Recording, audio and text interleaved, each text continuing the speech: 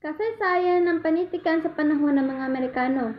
Ang pananakop ng mga Amerikano dito sa Pilipinas ay nagsimula noong 1898 hanggang 1946. Ngayon ay tatalakayin natin kung gaano kahalagang matutunan natin ang kasaysayan ng panitikan sa panahon ng mga Amerikano.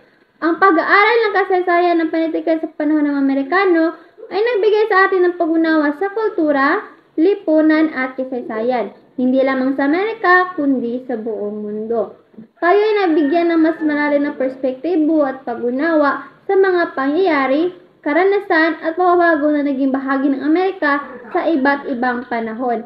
Mahalaga na matutunan natin ang kasaysayan ng panitikang Amerikano dahil ito ay nabigay sa atin ng kamalayan na mas kilalanin ang mga mahalagang akda at mga manunulat. Edukasyon ang naipamana ng mga Amerikano sa atin.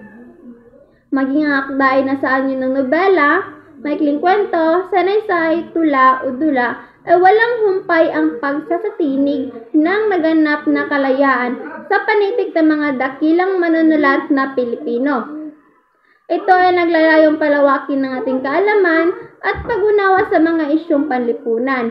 Pagpapalalim sa kultura ng pag-aaral ng panitig Amerikano, lalo na sa iba't ibang panahon tulad ng kolonyalismo, revolusyon, tayo ay mas nagiging maalam sa mga karanasan at pananaw ng mga tao noong unang panahon. Ang Amerikano ay nagbigay din ng pagkakakilanlan at pagmulat sa mga isyu ng lahi, kasarian at relihiyon. Sa pananaw sa lipunan, ang Amerikano ay nagpapakita ng mga tunggalian, pakikibaka at pagbabago sa lipunan.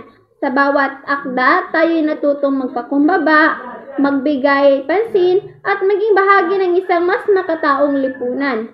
Mahalagang matutunan natin ang kasaysayan ng panitikan sa panahon ng Amerikano dahil hindi lamang ito nagbigay sa atin ng kaalaman sa mga akda at manunulat, kundi ito ay naglalayong palalimin ng ating pag-unawa sa kasaysayan, kultura at lipunan sa Amerika. Maraming salamat po.